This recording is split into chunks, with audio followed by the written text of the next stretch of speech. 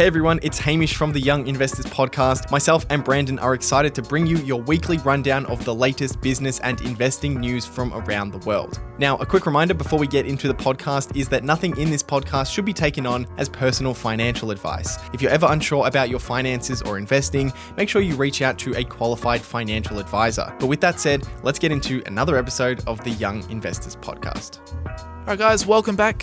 Hamish, how you going, mate? I'm doing well. Yeah, going well. Another week. Going well. Another week gone by. How's your running going? So I started last week. I haven't done much this week. It's already gone. No, I wasn't even going to bring it up, but I've had like pretty bad back pain this week, so I haven't really been doing anything. So I got to go see a physio, which I've been putting off for a while because I've had back pain for probably, I don't know, it's like a couple months, but it's gotten really bad this week. So it's gotten to the point where I always postpone stuff, like health stuff, until it affects my ability to work. and then I'm like, okay, I better deal with this. It's probably not a good strategy. But well, it's a strategy. It's a strategy. It's probably not good. Yeah. But yeah, so yeah. Damn. So still pretty nasty. You actually should. Yeah, Hamish, yeah. Today, you're going to book an appointment with a physiotherapist. I actually booked it this morning. You already did? It was so bad this week nice. that I got up and the first thing I did was book an appointment. Okay. So yeah, I'm a little bit sleepy because I haven't slept very well the last few days, but that's okay. Damn. That's all right. Sorry to hear that, mate. That's okay. It's no good. I understand how crippling back pain can be. I'm sure a lot of our viewers would as well. Yeah. It's quite common. Pretty common. But yeah, it sucks when things start messing with your sleep. Yeah. You just can't get a good night's rest in. Yeah. Oh, well, you'll be right. Yeah, I'll be fine. I'll have like that Tony Abbott. You remember when he... mate, shit happens. Yeah. Well, what do I do if I have anxiety? Don't worry about it, mate. Just don't worry about it. Just don't worry about it, mate. Man cures anxiety globally. Yeah, exactly right. All right, Hamish, what on earth are we talking about today? We've got some interesting stories, actually. We've got some China macroeconomic news, which we'll dive into because they've got some very interesting statistics coming out over there. Moody's, more credit ratings news. Just when you thought we couldn't have a boring enough week for Moody's to make it in. Yeah, when it rains, it pours. We're going to do 2 weeks in a row of credit ratings. Woohoo! Woo! Get excited, everybody. No. This is going to be the best podcast episode. No, well, we've got that. And then we've also got, this is maybe more exciting on the retail side, a new meme stock is in town. Oh, okay. So, NVIDIA wasn't enough. One for 2023 wasn't enough. So we've got another one which we can talk through for sure. Nice. And actually, to save us even more, I've got a really interesting story about AI-generated music. Like AI copying the sounds of people like Taylor Swift or Drake and that kind of thing. So we'll talk about this and what the industry is kind of doing about it. Yeah, cool. Yeah. So, lots to talk about. Yeah. Hamish Hodder, who is the sponsor of today's episode. So today's episode is sponsored by Seeking Alpha, your one-stop shop for stock analysis, market data, and news. Access expert analysis and news for thousands of stocks.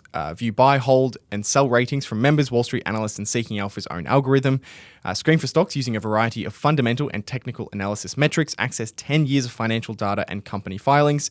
Manage your portfolio by tracking your investments with price alerts so you never miss a buying opportunity again. Click the link in the episode description or head directly to seekingalpha.me/young investors. That's seekingalpha.me/young investors to try Seeking Alpha free for 14 days. And I will just say, Seeking Alpha is extremely useful in earnings season, which we're kind of going through at the moment, for looking at transcripts and looking at analysis and news for all the results coming out for different companies. So, especially if you're someone who loves to dive into what companies are doing, Seeking Alpha is a good place for you to go. Yeah, I've been using it heaps. We're redoing some of our course content, as most people are probably aware at the moment. And that has been such a lifesaver. It's just so nice having the 10 years worth of financials. It's so handy. Yeah. It's so nice. Very, very handy analysis tool. So yeah, thank you to Seeking Alpha for sponsoring. All right, Hamish, where on earth do we start? Let's start with some economic data that came out of China this time. So I don't think we don't spend too much time talking about economic data from China. We kind of regularly cover the US and Australia, but every now and then. And the UK. And the UK, that's true. And even Europe, actually, sometimes as well. But whenever there's something interesting or particularly kind of that stands out in other regions or other areas, it's always interesting to take a look. And in China's case, they actually reported something that we're not seeing a whole lot of around the world at the moment, which is deflation. Not inflation, deflation, which they reported in July. So the consumer price index in China fell 0.3% in July from a year ago. It was up 0.2% when compared to June, but it fell on a year-over-year basis, and it's actually the first year-on-year decline since 2021. So that's interesting because, of course, it's surprising to see any region go through deflation at the moment.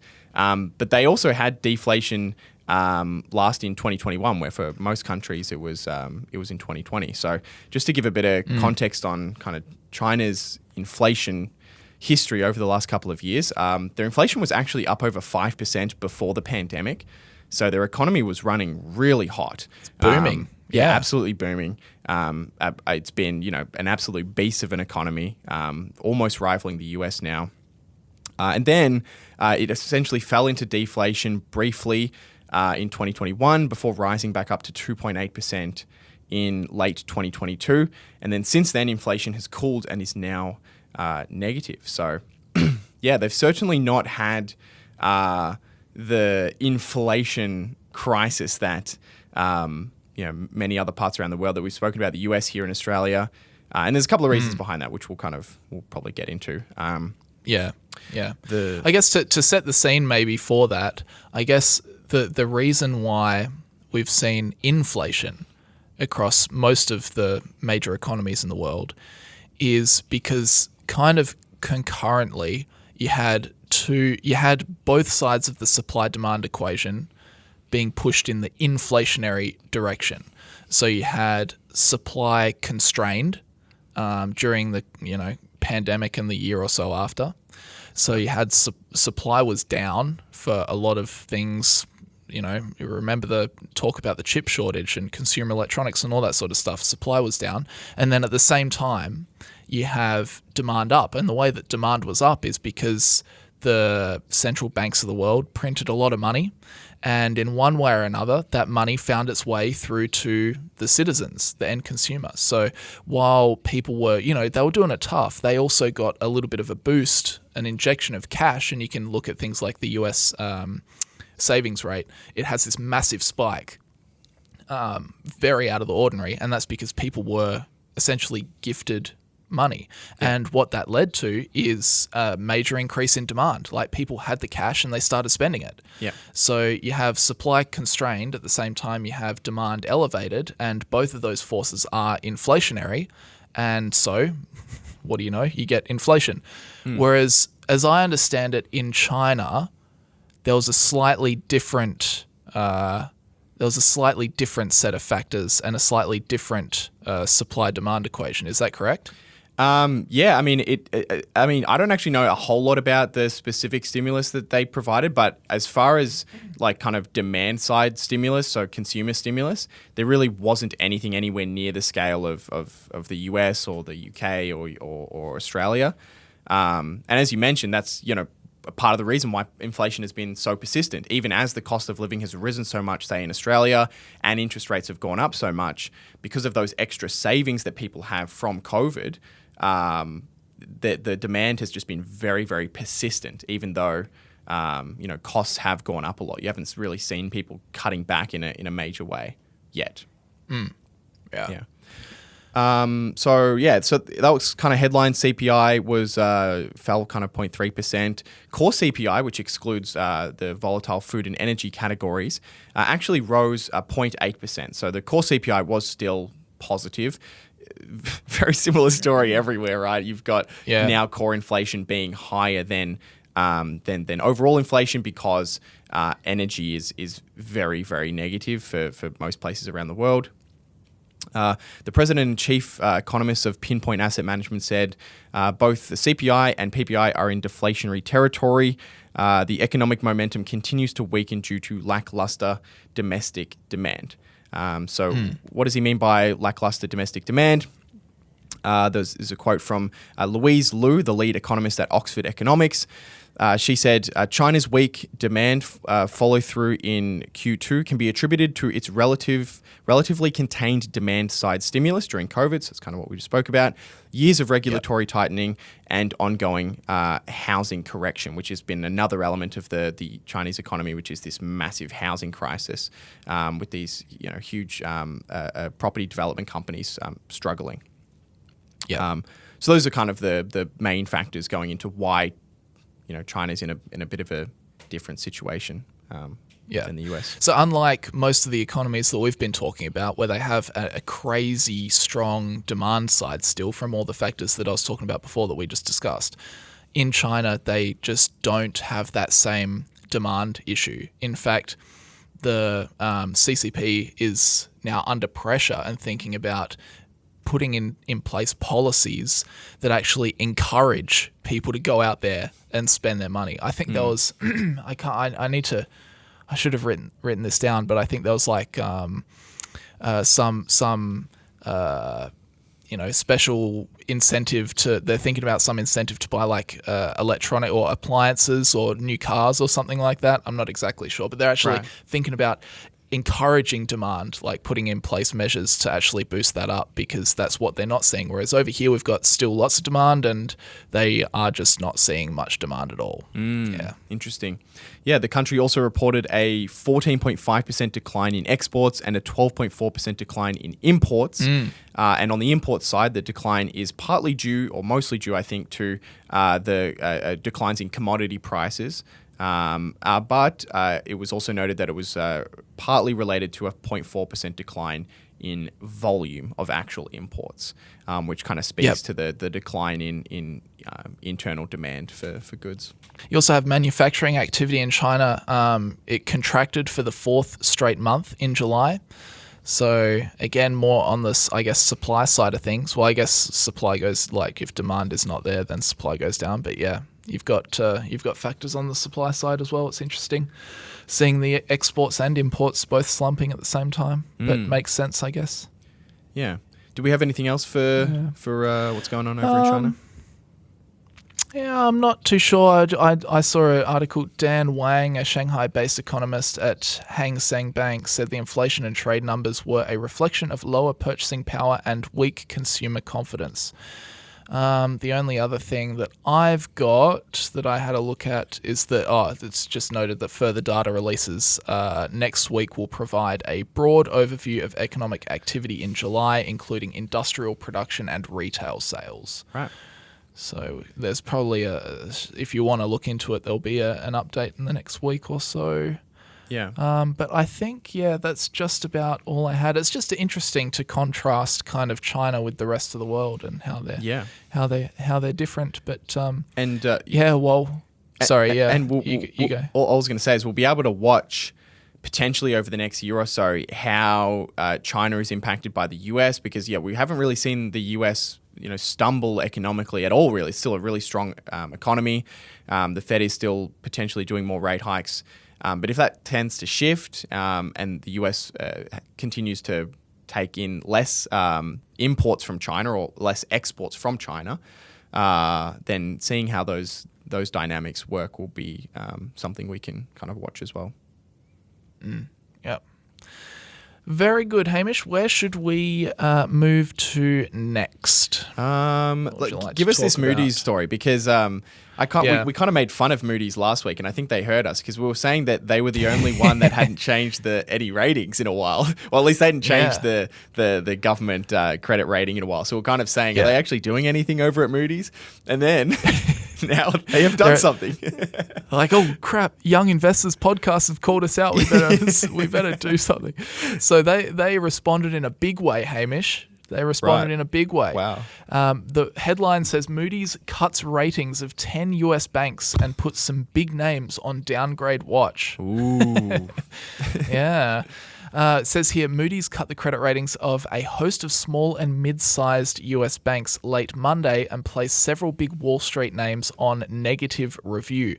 The firm lowered the ratings of 10 banks by one rung, while major lenders Bank of New York Mellon, US Bancorp, State Street, Truist Financial, Cullen Frost Bankers, and Northern Trust are now under review for a potential downgrade. Moody's also changed its outlooks to negative for 11 banks, including Capital One, Citizens Financial, and Fifth Third Bancorp. Among the smaller lenders receiving an official ratings downgrade were M&T Bank, Pinnacle Financial, BOK Financial, and Webster Financial.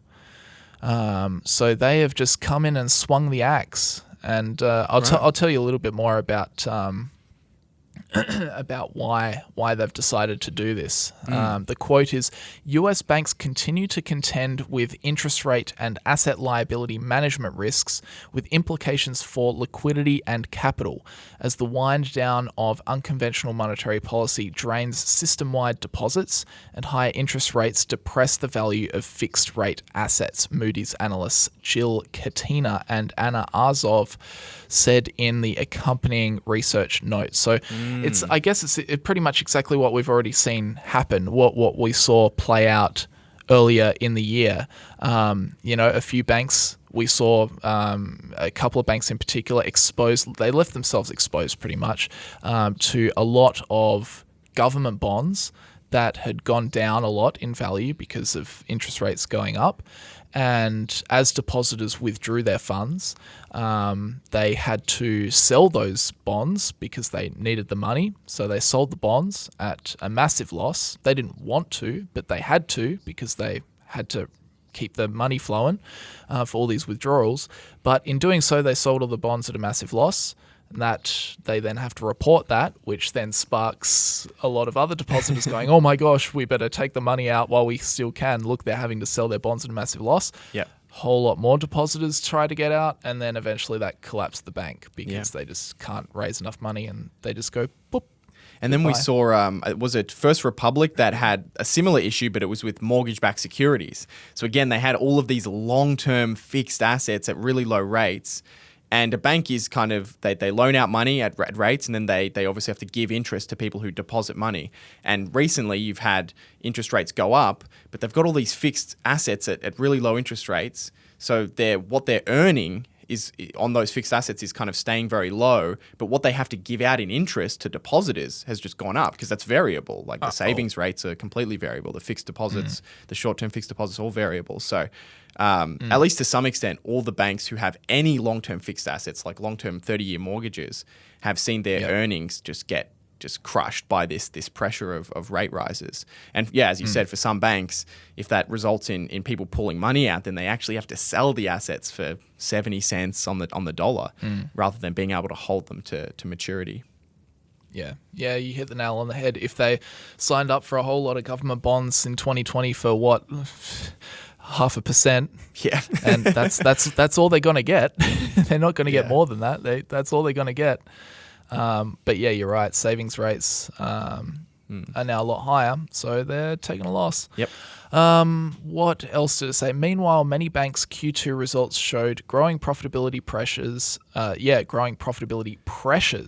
that will reduce their ability to generate internal capital. This comes as a mild US recession is on the horizon for early 2024, and asset quality looks set to decline from solid but unsustainable levels, with particular risks in some banks' commercial real estate portfolios. That was also a quote in the research note. CNBC notes, though authorities went to great lengths to restore confidence, that's what we saw, the Federal Reserve step in and say, hey, it's all okay, we're going to come to the rescue. Moody's warned that banks with substantial unrealized losses that are not captured by their regulatory capital ratios may still be susceptible to sudden losses of market or consumer confidence in a high interest rate environment. Yeah. Yeah. And that was the big hoo-ha, wasn't it? Is that this stuff, held to maturity, it kind of bypasses the regulatory stress tests, because for all intents and purposes, like the bank does want to hold these assets until maturity. Yeah. So they're just like, oh, that's okay. You're going to hold that bond for 20 years? Yeah, all good. No stress. But in reality, they have been forced to sell them to raise money. So it's a little bit of a hoo-ha around and of course, they're going to want to hide those unrealized losses because they don't want to tell people. Yeah. No, a lot of companies want to continue to report bigger earnings because bigger earnings is likely resulted to the stock price going up, tied to their compensation. So of course, if there's a legal way for them to hide losses, then they will do it. And held to maturity assets is kind of one way that they can do it. And as we've said, it's in any other environment, it's kind of fine, because in any other environment, in a declining interest rate environment that's been like most of the last 30 years, those assets become more valuable. So it's not as if it's a very unique kind of situation that the banks are kind of finding themselves in. Yeah, true. I hadn't thought about it the other way around. It's like an ace up the sleeve. Well, yeah. It's I mean, the downside is that people can refinance. So people can refinance at lower rates on the way down, whereas people aren't going to refinance a 30-year fixed mortgage on the way back up. But true. But those assets don't have any kind of unrealized loss risk, because it's not as if there's this temporary kind of decline in the value of those assets. Interesting. What else have I got? The Federal Reserve in July lifted its benchmark borrowing rate to 5.25 to 5.5%. Yes, we know that. Having tightened monetary policy aggressively over the past year and a half. Yes, we know that. In a bid to rein in sky-high inflation. We know that too. We expect banks' asset liability management risks to be exacerbated by the significant increase in the Federal Reserve's policy rate, as well as the ongoing reduction in banking system reserves at the Fed, and relatedly deposits because of ongoing QT, Moody said in its report. Regional banks are at greater risk because since they have comparatively low regulatory capital, Moody's noted, adding that institutions with a higher share of fixed rate assets on the balance sheet are more constrained in terms of profitability and ability to grow capital and continue lending. Yep. There you go. I don't think I have anything more to add on this story. Right. Just them yarning about potentially going into a recession in 2024, but who knows if that will happen. Yeah. That is just all speculation. All right. Well, good job, Moody's. You've done something. Who's next week? Hooray. We're going to hear from S&P. S&P.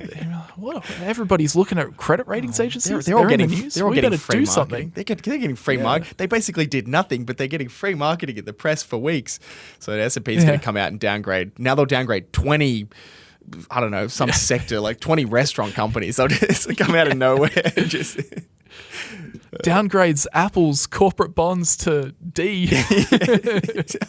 Wait, what? Hang on a second. Imagine if they just made a typo in like one of the press releases and they just put D instead of A. Oh, no. And they just killed a stock. Hang on, Apple's in default. So what? Hang on, what the heck? Stock just goes to zero. Yeah, whoops. Fat finger. Yeah, whoopsies. Yeah. No. I wonder what had happened. Surely nothing. Surely no one would start selling Apple stock because of, I don't know, what Moody's, or if Moody's like fat fingered it. Yeah, I don't know. That would be pretty funny. Maybe for like 5 minutes there'd be a bit of a dip, but then I think people would probably figure it out. Yeah. Yeah, it's kind of like those times where a big institution puts through a buy order incorrectly, adds an extra zero by mistake or something. You see this like massive spike out of nowhere. Although I think those get corrected though. I think there's actually a way to reverse that, because I think they do. I think there's actually a tolerance for that. It doesn't actually stay like that it gets reversed or something. I'm not quite sure how that happens. The intern makes a mistake out or of something. my arse right now. Sorry? The intern makes a mistake or something. Yeah. Sorry, it was Jimmy again. Sorry. Bloody Jimmy. Put the decimal place in the wrong spot. Yeah. All right, tell me, Hamish. Tell me about this new meme stock in town. Yes, so we've had. What have we had? We've had GameStop. We've had AMC. We've had Hertz. We've had Bed Bath Beyond. Yep. We've had BlackBerry. Nvidia, BlackBerry. Man, there's a lot. I'm trying to think of any. There's a lot at this point. Yeah, there's a lot of meme them. stocks.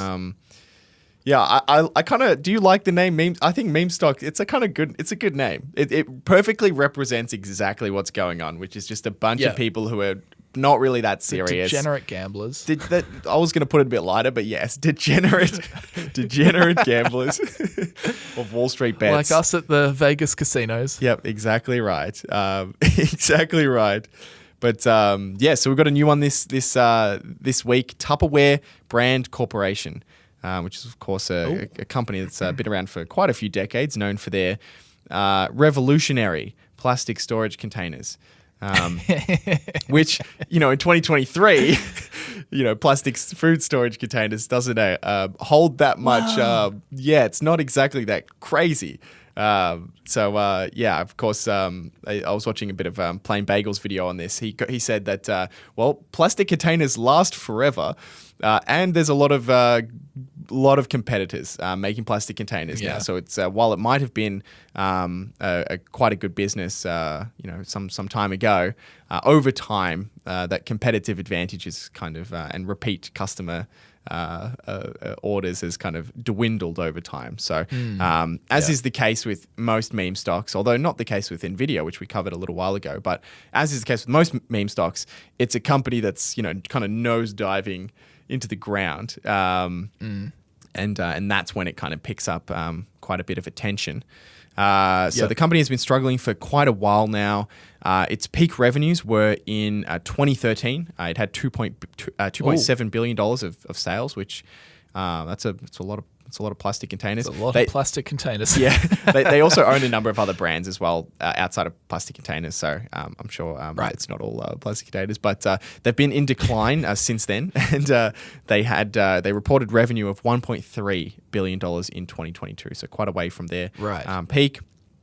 Along with the declining revenue, their profitability has also collapsed. In 2013, again, back in their peak, they reported $274 million worth of earnings.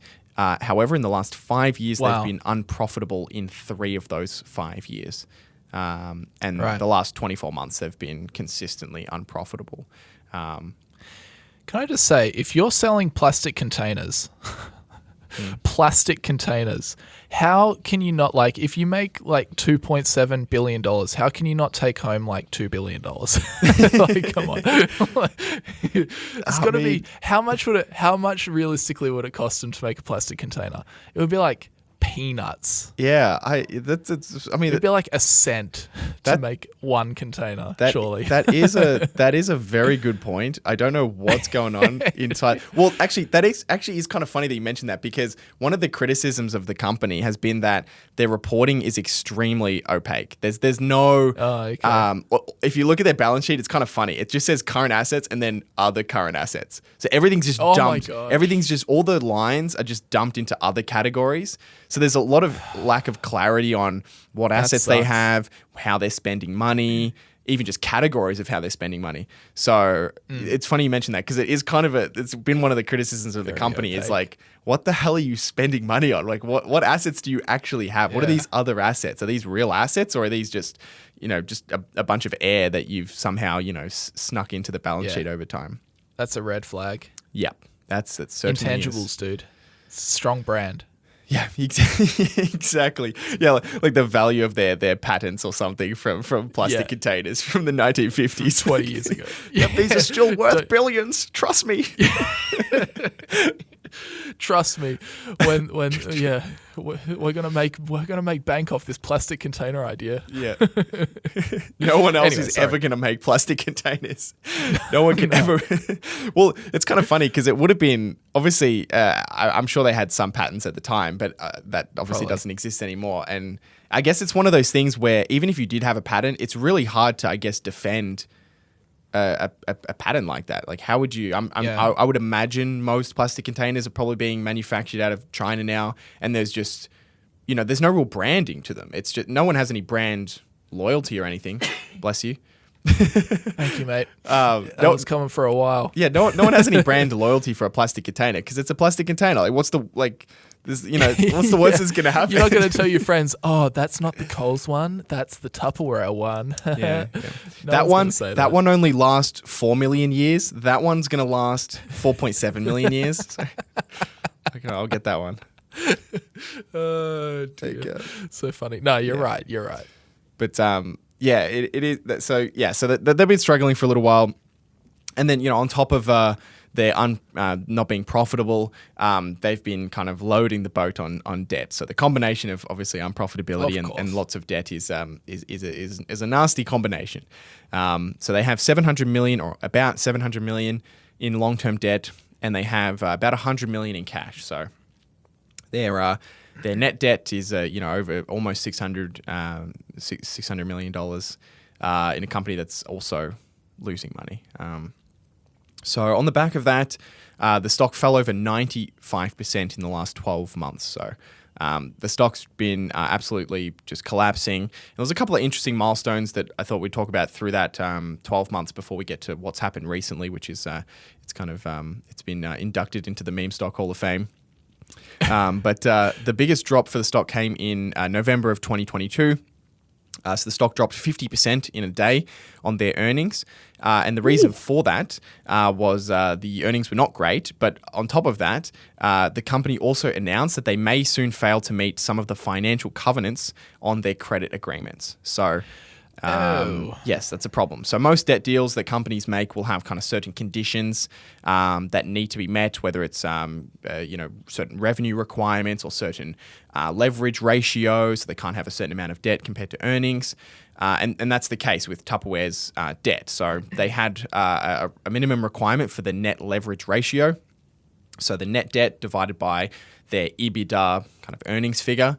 So if that got too high, so if they have too much debt compared to their earnings, then essentially the company would become insolvent, right? So the creditor would be able to, the creditor would be able to call the debt essentially, which is an important thing to understand when you talk about companies having debt loads, because it's not as if, well, if they just struggle for a year or two, it's okay. The debt's not due for 5 years. You have to consider, are there covenants in the debt that could be breached and cause the debt to be called today, not in 5 years? That's insane. So yeah, it's just a kind of a thing that is good thing to think about. Yeah, and it's absolutely relevant for companies that are really struggling, that are no longer profitable, they've seen consistent declines in their profitability, and they've kind of taken on more debt. So that was in November of 2022. In April of this year, the company reiterated the likelihood of it becoming insolvent because of failing to meet these covenants. And they also failed to comply with a bunch of requirements for their New York Stock Exchange listing. The first one. Yeah, well, the first one's kind of funny. They failed to file their 10K, so their annual report.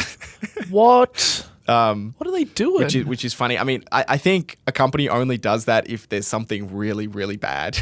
They need to hide. They need to hide.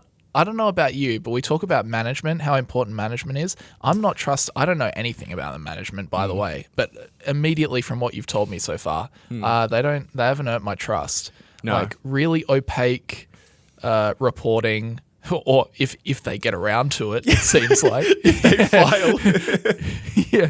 Yeah, not filing a 10K, like, I don't know. It sounds dodgy. Even in November of 2022, when they said that they might breach their financial covenants, that was kind of, I think it was on page 3 that they said this. It was like the last page of the release, and the first page of the release had kind of a quote from the CEO, and it was fairly positive, which is kind of funny to see. It's a great time over at Tupperware. We're doing well. We're selling lots of plastic containers. All's looking good, and we might just we might be bankrupt. But gloss over that. But yeah, we're having a good time. Morale's high. Yeah, containers are flying out the door until we go bust next month. But anyway. Yeah. God damn. Yeah, pretty much.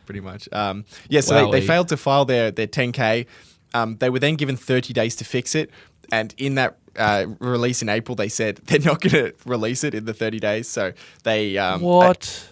I can't remember if I checked this, but I don't think they've still released their 10K. I'm pretty sure. I'm not actually sure on that. But at least back in April, they were at least a couple of months late on that. The New York Stock Exchange also has a number of other requirements for the company to be listed. So one of them is maintaining a market cap over 50 million, and they fell below that. The equity has to be over 50 million. The stock has to have a stock price of above $1 for it can't go below $1 for more than 30 days. So these are just kind of requirements for being listed on the New York Stock Exchange. Interesting. Compared to being kind of delisted and becoming just a penny stock traded on the pink sheets. I don't think they use those anymore, but yeah. Yeah. But interesting. So and all of this is really the result of the company stumbling, but also just the stock price completely cratering, is of course kind of put them under some of these requirements. And so the company's been on the brink of bankruptcy, and apparently that's now a buy indicator for retail investors. So of course it is. Yeah, hopefully you've all got that on your checklist. Company, high debts, untrustworthy management team, on the brink of bankruptcy. Almost about to be delisted. Not even filing their annual report. That's one of my that's so good. That's so good. Funny. And not only not filing, but then stating in an announcement that they had no intention of filing. So good.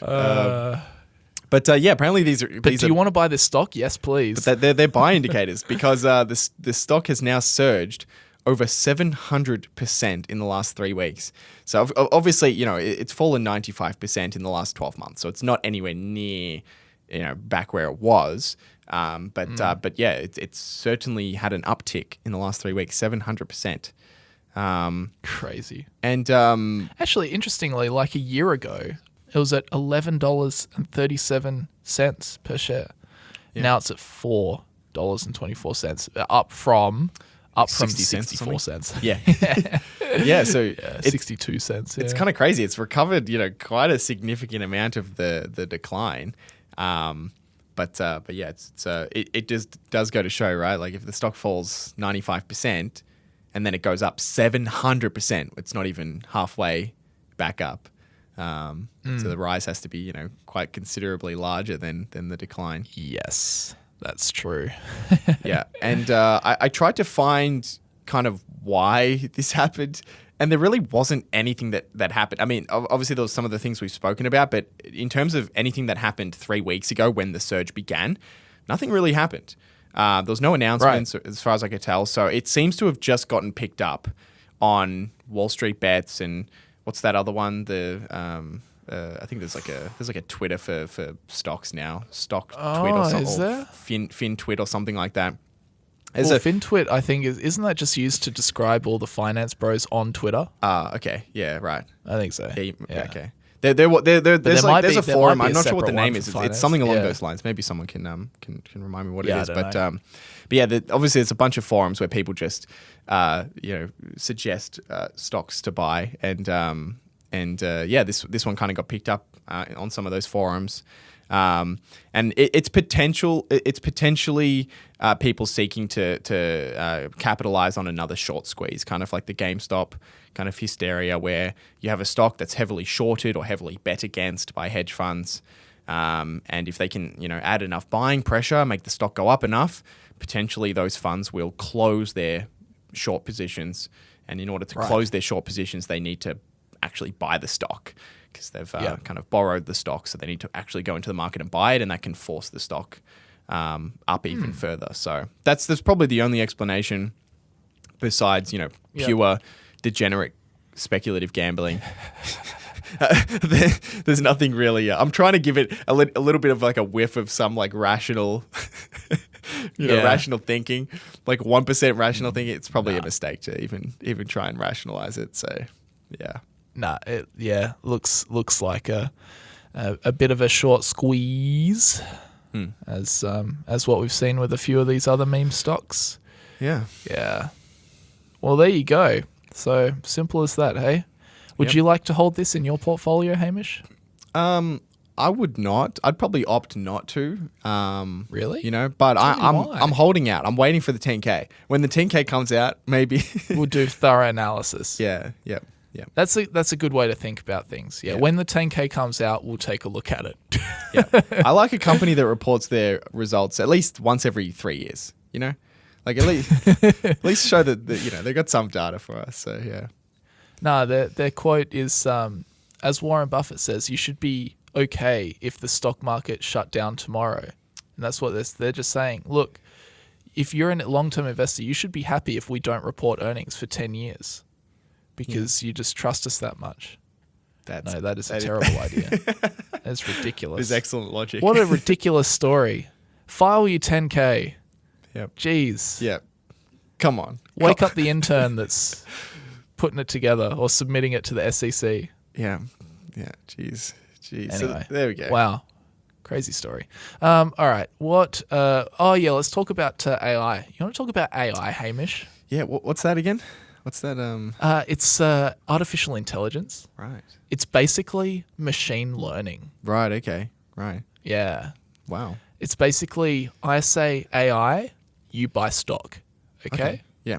All right. Yeah. You got that? Yep. Okay. So we'll try. Yep. AI. What are you going to do? Buy stock. Nice. Got it. Cool. Nice. All right. Good work, Hamish. No, it's an interesting story. Google and Universal Music Group are negotiating AI-generated music tool, report says.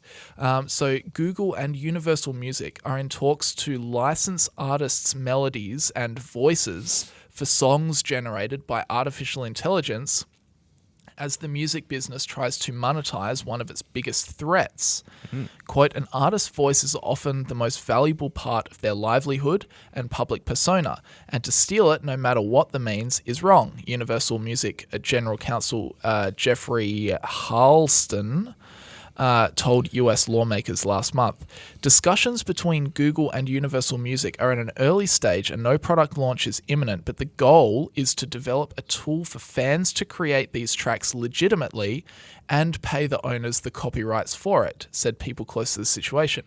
Artists would have the choice to opt in, the people said. Warner Music, the third largest music label, has also been talking to Google about a product. Oops. Sorry, that's just my phone. Never mind. Warner Music, the third largest music label, has also been talking to Google about a product, said a person familiar with the matter.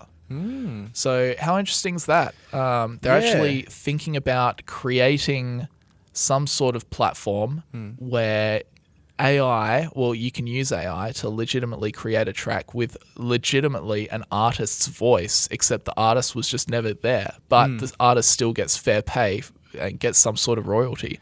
Yeah, it's really interesting. You could make a track. You could make a track like with Drake. Yeah, well, it's interesting because I've seen a bunch of this popping up on YouTube. I'm sure it's on TikTok as well, where you'll have people have used AI without permission, but they've used AI to say make Drake sing a Kanye song, and vice versa, or even I've seen some with like it'll be like SpongeBob or Homer Simpson's voice singing a song, and some of them are really cool. Like especially when you have those ones are a bit silly, but especially when you have like you take like a Kanye or something and you apply that sound to, I don't know, The Weeknd a song, and there's some really cool combination. And obviously, these are all just being done without compensation to the artists, which I think this is going to kind of help with, hopefully. But it is a really interesting thing because, I mean, people like to listen to covers of songs, but often, you know, this potentially opens the door for unlimited covers. Where one artist, you know, sings or plays the song of a different band or artist. So. It kind of does open the floodgates for the types of music that people can listen to. Yeah, and I think people are people get trapped in this won't be a thing, you know, whatever. I think for speech, for voice, I think it will be a thing. Yeah, and the reason I say that is because AI developed or synthetic. Synthesized voices are already a massive thing. Like if you watch what is it, the last episode of season 2 of The Mandalorian on Disney Plus, the Star Wars show. I'm gonna this is a major spoiler. If anyone doesn't want to hear a spoiler right now, then skip ahead by about 1 minute. So you've been warned. There's a massive spoiler coming. But with that, okay, you're not listening if you don't want to know that I'm about to say the spoiler. Okay, moving on. But they bring back Luke Skywalker. And how dare you spoil that? They bring back Luke Skywalker, but it's a version of Mark Hamill that, is the Return of the Jedi, the episode 6 version of him.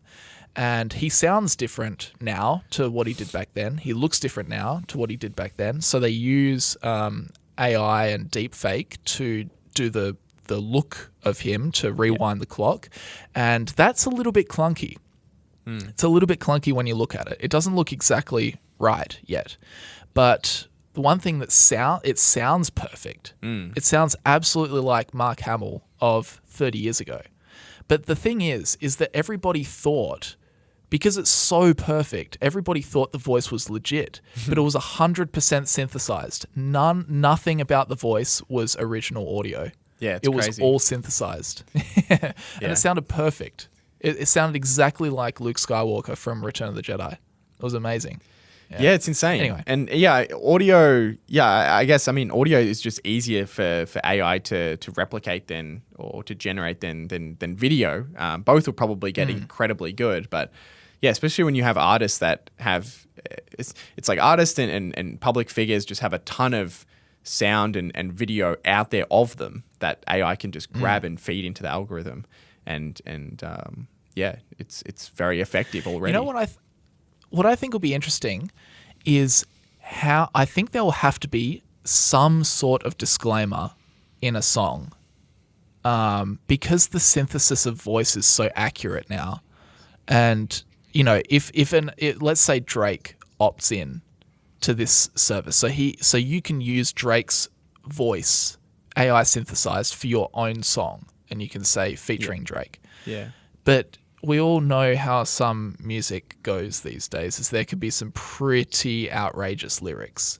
It's like, what if you just make Drake's synthesized voice, which sounds exactly like Drake, say some very mean things, to put it lightly. There would have to be some sort of disclaimer that says this voice, in this song, Drake's voice is not real, it's synthesized. Otherwise, you can make them say whatever the hell you want. Imagine them getting cancelled over something they didn't even say. Well, that speaks to the wider issue that I think is going to come up faster than it'll be regulated, which is we kind of need disclaimers on not just music, but all kinds of content, and whether it has any kind of AI. And there kind of needs to be something in the metadata as well that indicates that. Yeah. I saw a case, I think it was from last year, might have been a little bit earlier. There was a woman who was, I think, either in a divorce filing with her husband, or she was, it was a criminal case against him for domestic violence. And she actually used AI to fake a phone call of him being abusive towards her. And they found this out later, that it was fake, that Wow. she used a program that was just available on the internet. And they obviously were able to figure out that it was that it was fake. But it does call into question, potentially just evidence, things online. Can we really trust what we're going to be seeing going forward? And it's a big problem that I don't think anybody knows how to solve yet. So, and it's like everything else, technology wise, it's probably going to hit us before way before any good regulation comes down. So. Yeah, it's interesting. It's a new world. Yeah, music executives liken the rise of AI-generated songs to the earlier days of Google-owned YouTube, when users began adding popular songs to the soundtracks of the videos they created. The music industry spent years battling with YouTube over copyright infringement, but the two sides established a system that now pays the music industry about $2 billion a year for these user-generated videos. The issue was thrust into the spotlight earlier this year when an AI-produced song that mimicked the voices of Drake and The Weeknd went viral online. Universal Music, home to Drake, Taylor Swift, and other popular musicians, had the song removed from streaming platforms over copyright infringement. Wow. Drake in April slammed another song that used AI to mimic his voice, calling it the final straw, while rapper Ice Cube has described such cloned tracks as demonic. So there you go. Wow. And it's interesting because, again, you kind of think, how are they going to stop this? like the internet. Yeah, I don't know. It's hard to imagine. I mean, on Spotify and these official streaming platforms, they can potentially do stuff to fix it. But it's just another kind of funnel that's been opened on the internet that, as we've seen with everything, is just I mean, copyright in just all kinds of directions has been kind of it's gotten much more difficult for the original owner to track in all kinds of things. So it's just kind of another floodgate on that aspect, I think, as well. Yeah, I think as long as you get the major players on board, like the Spotify's, SoundClouds, YouTube Music, that if you have that, they have some sort of tick box saying you acknowledge or you disclaim that this has AI generated voice in it, and there's some sort of disclaimer. It's kind of like how we tick this has paid promotion on YouTube, that kind of thing. Yeah. As long as the big players are on board, that'll go a long way. But you're right, like there'll still be stuff out there. Yeah, it's just tough because floats around memes and that kind of thing. Yeah, like I think YouTube probably has the best copyright tracking, ID tracking system out of any platform. And, even with that, people use copyrighted material in all kinds of content all the time. That's true. And obviously there's fair use that's involved.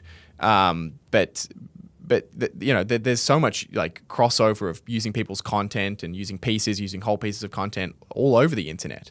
So you have to imagine that, maybe music is going to be, a similar thing to that, that people will be able to, add, use AI in that way. Yeah. Chief executive of Warner Music said on Tuesday, with the right framework in place, AI could enable fans to pay their heroes the ultimate compliment through a new level of user-driven content, including new cover versions and mashups. That's what you were talking about ages ago. Yeah. Yeah. He added that artists will have the choice to opt in. There are some that may not like it, and that's totally fine, he said. So there you go. Wow, interesting. Yeah, we'll have to see what happens. Yeah, I didn't know this story was going to be about that. I thought this story was going to be about like Spotify generating music with AI, like complete, like for themselves. Oh, right, okay. Which is another thing that I think a lot of people kind of think is a bit dystopian, is the idea that, that they use an AI to track which sounds and which melodies and which rhythms or whatever pitches in voice people tend to listen to, because it's just all data driven, and then create music that's completely artificial. Which I think is probably another thing we're likely going to see. So yeah, no, definitely. Although that'd be good, because maybe the recommended music will actually be good. That's eventually. That's the one thing I'm praying for, is for Spotify's recommended to actually get good. Yeah, because All right, Hamish, should we do some Q&A? Yeah, let's do it. Let's do some Q&A. What have we got? As always, if you guys wanted to ask a question for Q&A, you can either drop the question in the, what's it called, Spotify question box on each episode, on the most recent episode, or you can drop us a comment on the most recent YouTube video version of the podcast. They're the two different ways. Okay, Hamish, where shall we begin? Ask me this first one. I'll ask you the first one. All right, I shall ask you the first one. When investing in a company, what aspects should you look for that would help it be a more favorable investment? Oh gosh, this will be a long list. Yeah, there's a lot. I'll just pick one that I think is probably at the top of the list of things. If you made me pick one thing, can I guess? You can have a guess. Yeah, I reckon return on invested capital.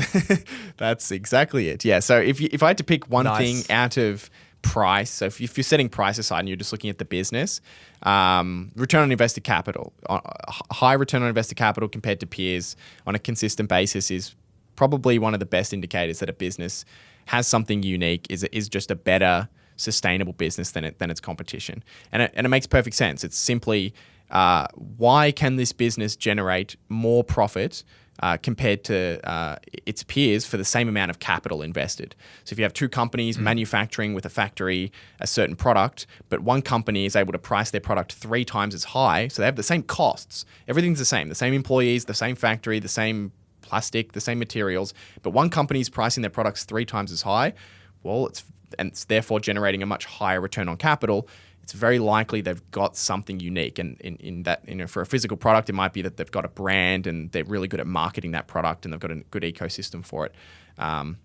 Or maybe the business is at a bigger scale and therefore their manufacturing is actually cheaper on a per product basis. So the price of the product is the same as competition, but the costs are lower, so the profits are higher. So return on invested capital is kind of like the anchor for all businesses' competitive advantages. If they have a competitive advantage, you will see it in their ability to either lower their costs, lower their investments, or increase their profits, when compared to competition. So that's what I would put right at the top of the mountain of of things to look for. Yeah. I think I can just answer more generally. I mean, there's obviously a massive long list of stuff you can look for. You can look at debt management. You can look at growth rates, making sure the company's still growing. I think just generally remember the 4 key pillars of Warren Buffett's investment approach. You have to understand the business. Then after that, you need to ensure they have a competitive advantage. Then after that, you need to ensure that the management operates with skill and integrity. And then lastly, you need to make sure that you're not overpaying for the shares. So you need to do a valuation and have a margin of safety and look for the shares at a margin of safety price. Yeah. So they're really the 4 key pillars, of which I'm currently making a course about, so stay tuned. Ooh, very exciting. Alrighty. You want to send us a question? Yeah. Hi, guys. Got a question. How do you go about analyzing the value of mergers and acquisition if a stock you own announces one? Do you have any? This is a good question. Any thoughts on that? I think honestly, you've just got to go about it in exactly the same way. I mean, if they're acquiring a company for a certain amount of money, go in and do the same approach, the 4M analysis, but for the company that they're acquiring. So go in, try and understand it to the best of your ability. Granted, I guess it should, if you've already looked into a company that you're invested in, the company they're acquiring probably sits in the same industry. Sometimes not, but probably yes. So you might have a bit of a good context around that business already. And then see if it has some sort of competitive advantage, but also analyze it from a perspective of how does this merger or acquisition contribute to my investment, my company's moat? Does it expand their moat? Then same thing, one of the main reasons that companies get acquired is because they want the people in the company. So look through the management of that company as well.